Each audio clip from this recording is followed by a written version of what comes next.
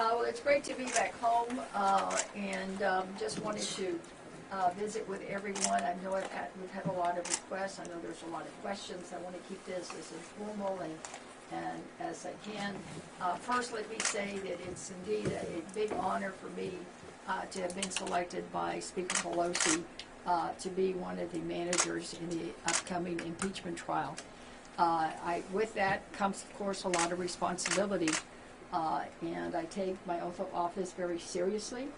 I know that this is something that I didn't really plan to do, and quite frankly didn't even seek to do. I was asked by the Speaker to consider doing this, and of course when asked to serve, I accepted.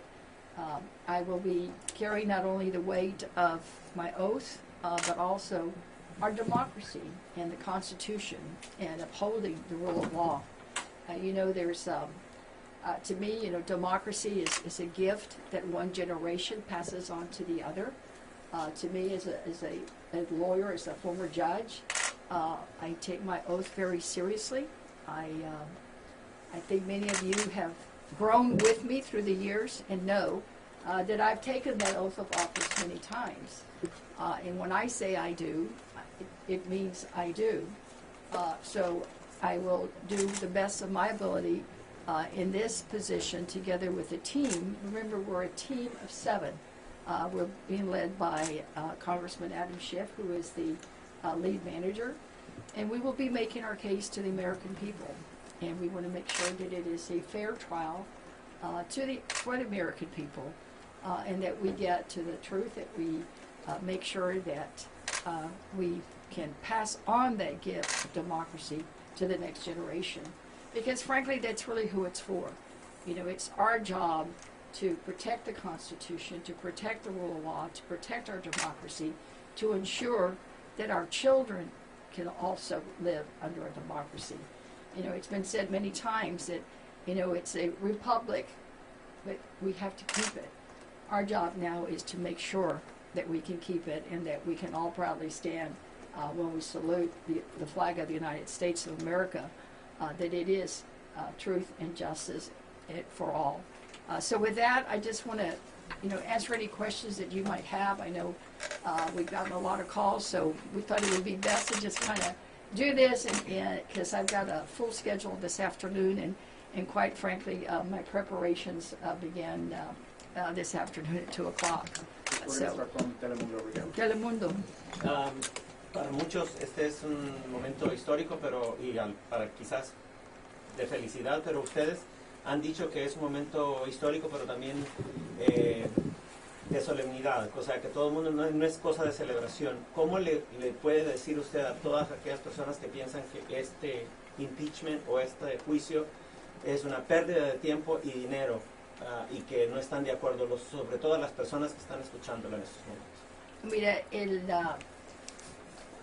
el juicio no es pérdida de tiempo y no es falso. Lo que tenemos que hacer es defender nuestra democracia, defender nuestras leyes, y estar seguro que tenemos todo para pasar para nuestros niños.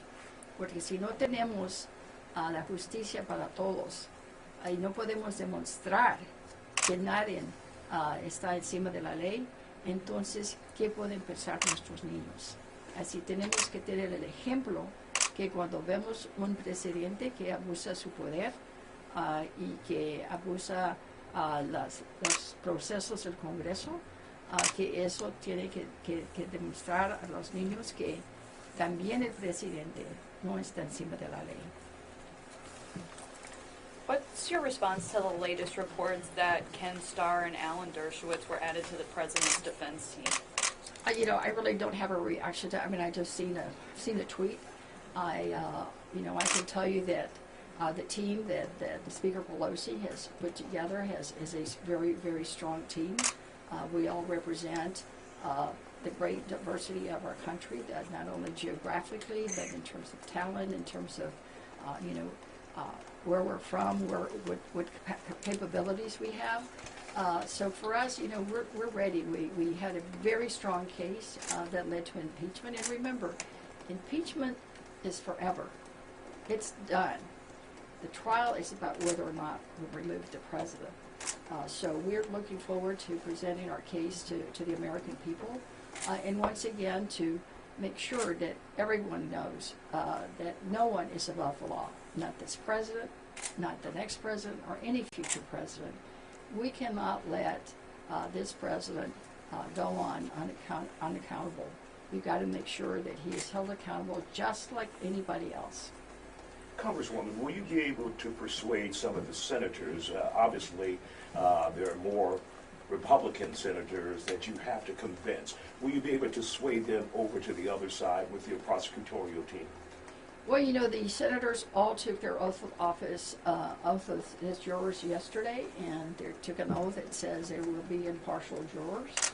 I think if they are, that we will make a convincing case, because we have a strong case. You remember, you got to look at the facts. I mean, this president picked up the phone, called a foreign government, and asked for help, to put it bluntly, cheating in an election.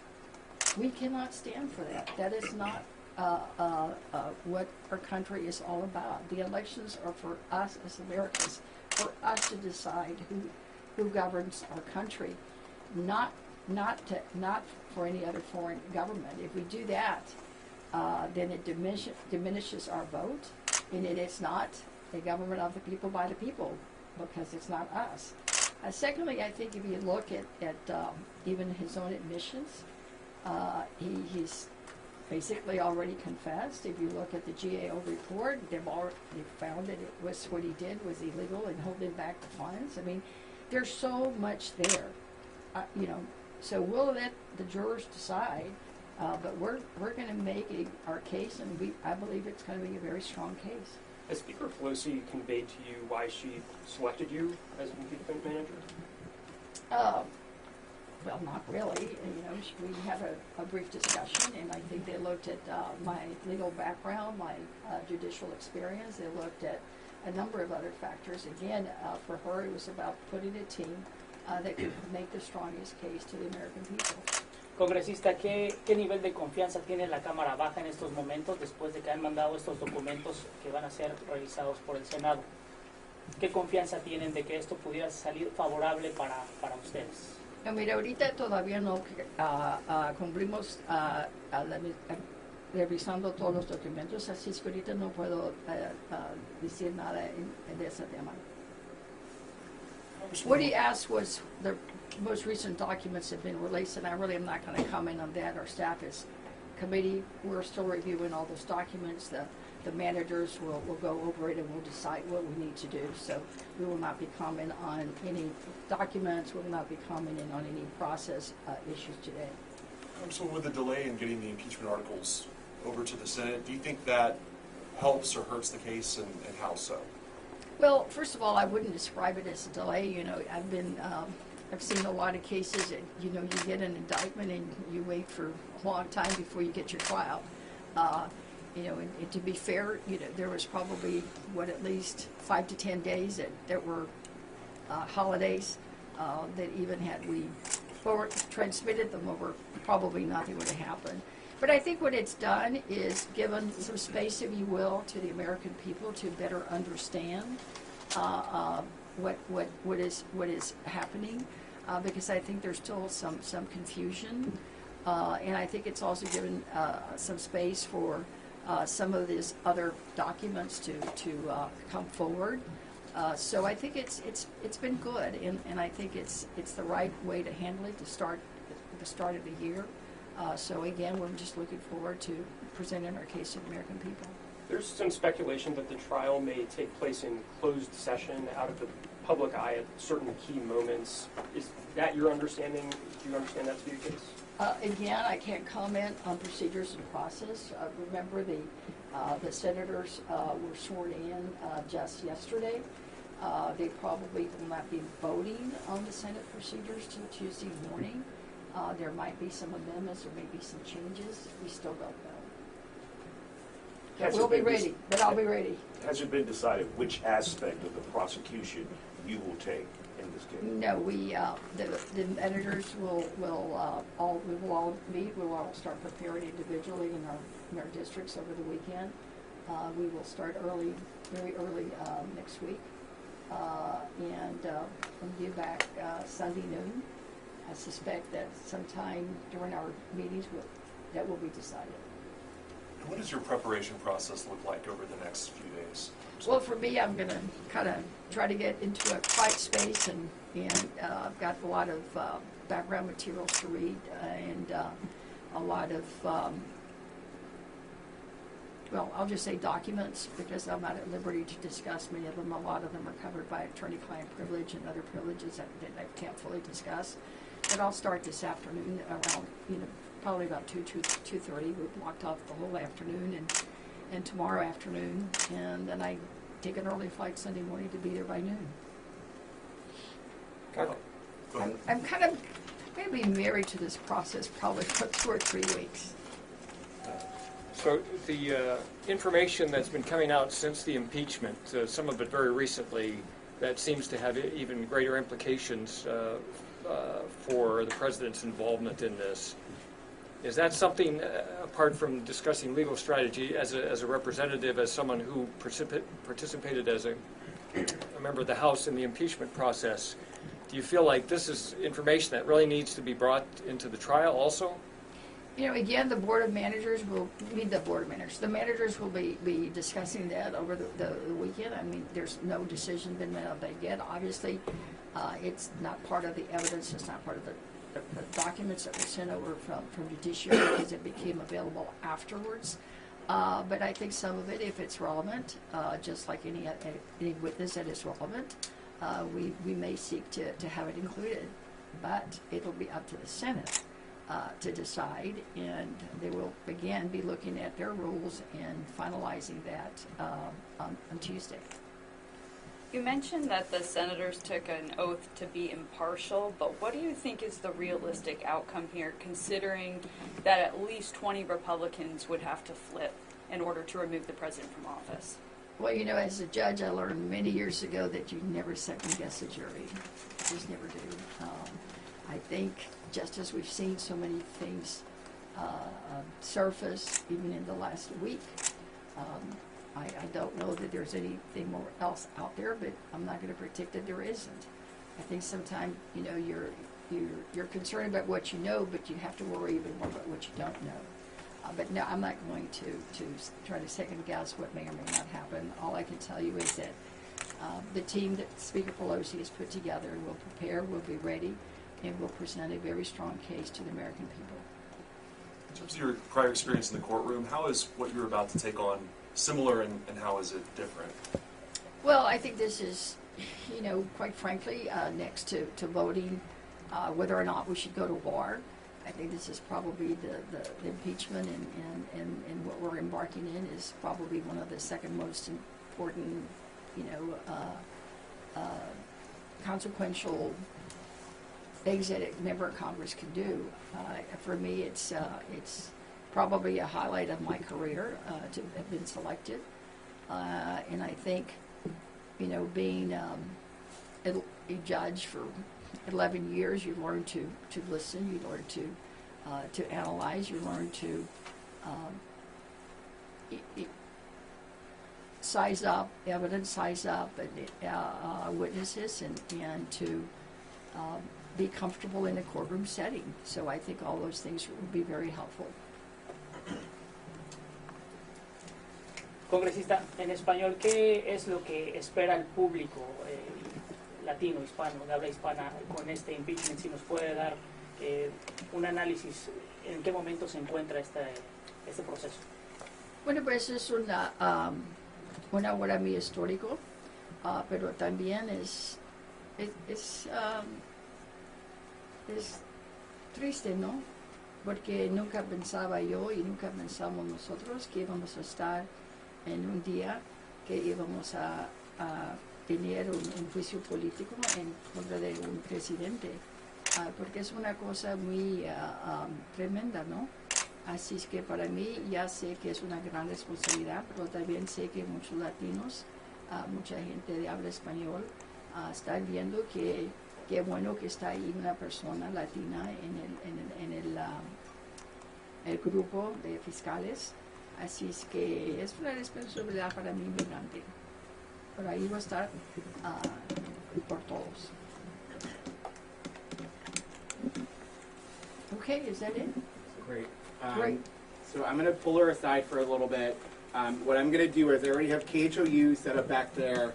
Can I get Telemundo to go back into that conference room and set up? We're going to give folks 5 minutes. Will Dupree here in the KXAN live studio. You've been hearing from Representative Sylvia Garcia, a Democrat from Houston. She was just speaking about being named one of the impeachment managers for the House Democrats. Again, she will be a part of the prosecution team effectively in that Senate trial against President Donald Trump. We do have some information to share about that here in just a second, but I just wanted to reiterate what Representative Garcia was saying. She called it, quote, a big honor to be asked by Speaker Nancy Pelosi to join that House prosecution team once the articles of impeachment are now in the Senate so that that trial can begin. Representative Garcia is a former lawyer and a judge, and that played into her being named one of those impeachment managers. She said that she did not seek this role. It came as a surprise to her to be asked by Speaker Pelosi, but again, she did feel honored to join that.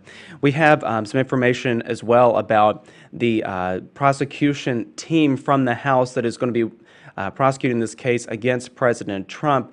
If you take a look here, these are the 7 Democrats who have been named as impeachment managers, effectively the prosecution team in the impeachment trial. There you see some familiar names like Representatives Adam Schiff and Jerry Nadler.